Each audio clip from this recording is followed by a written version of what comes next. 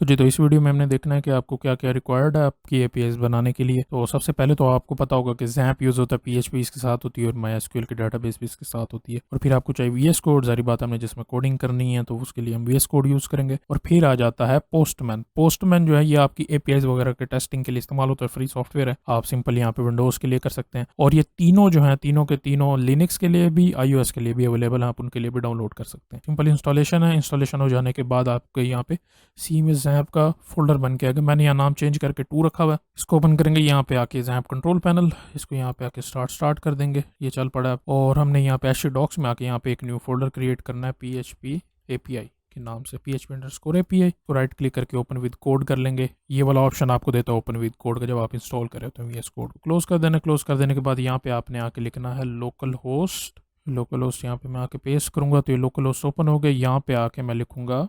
PHP_API और इसके अंदर हमने जो है एक और फाइल क्रिएट करनी है, इसको ओपन कर लेंगे। यहाँ पे आके मैं क्रिएट करूँगा API.php, नाम रख देता हूँ इसका, और यहाँ पे लिख देते हैं बॉयलर प्लेट इसकी। इसके अंदर ये फाइल मैंने लिख दिया। अब मैं यहाँ दोबारा ब्राउज़र ओपन करूँगा और यहाँ पे आके लिखूँगा API.php स्कैन में। ठीक है, तो यहाँ पे ये प्रिंट हो गया, इसका मतलब है हमारी फाइल जो है वो काम कर रही है। अगर मैं इसको कॉपी करता हूँ, ठीक है, और इसको मैं ओपन करता हूँ पोस्टमैन के अंदर, पोस्टमैन यहाँ पे आएगा अभी। ठीक है जी, ये पोस्टमैन ओपन हो गया। यहाँ पर आके आपने सबसे पहले कलेक्शन बना लेते हैं। कलेक्शन के अंदर जहाँ पे हम अपने एपीआईज रखेंगे, यानी कि टेस्टिंग के लिए। तो यहाँ पे आके आप न्यू पे क्लिक करें, यहाँ पे कलेक्शंस में जाएं। ठीक है, ये यहाँ पे बन के आ गया। मैं इसको राइट क्लिक करके रीनेम कर लेता हूँ। मैं यहाँ रखता हूँ PHP_APIs। इसको लॉगिन भी आप कर लें ताकि आपकी अगर कोई जैसे ऑफिस वगैरह में आप काम करते हैं तो वहाँ पे ये आपको अवेलेबल हो जाए, आराम से आप यूज़ कर सकते हैं।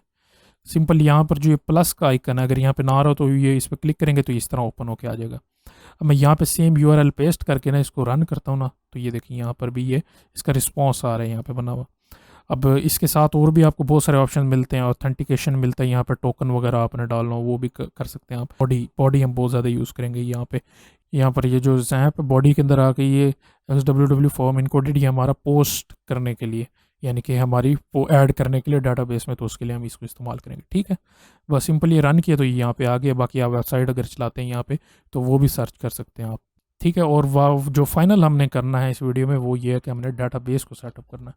तो लोकल होस्ट पे क्लिक करेंगे, PHP में एडमिन में आएंगे, यहाँ पे आके न्यू, यहाँ पे हम कर देते हैं इसका नाम API एंटर। और यहाँ पे पहला जो टेबल होगा वो होगा हमारा पोस्ट से रख लेते हैं, इससे ज़्यादा हमें ज़रूरत नहीं है। और APIs भी हम एक बनाएंगे, ID सबसे पहला, फिर नेम, या यहाँ कर लेते हैं टाइटल बॉडी क्रिएटेड _@। यहाँ पे आके इसको हम कर देते हैं वारचार टाइटल भी वारचार। बॉडी को आप बेशक बढ़ाना चाहे टेक्स्ट कर सकते हैं। इंट यहाँ पे 255 इसके नहीं देने की ज़रूरत, 255। यहाँ पे इसको मैं थोड़ा जूम आउट करता हूँ। यहाँ पे ऑटो इंक्रीमेंट भी चेक कर देंगे। और हमारा जो डिफ़ॉल्ट है, डिफ़ॉल्ट आप यहीं रहने दें, इसको सेव कर दें तो ये क्रिएट हो जाएगा। ठीक है, ये सिंपल हमारी APIs हैं। और बाद में हम एक और API की भी बनाएंगे, वो मैं आपको दिखाऊंगा क्यों, वो सिक्योर करने के लिए। तो वो आपको अक्सर आप वेबसाइट्स में भी देखेंगे वो इंप्लीमेंट होता है। ठीक है, तो हमारी डाटाबेस भी बन गई है और हमारी यहाँ पे फाइल भी कन्फिगर हो गई। अब हमने बाद में नेक्स्ट वीडियो में इसका कनेक्शन करवाना है डाटाबेस के साथ।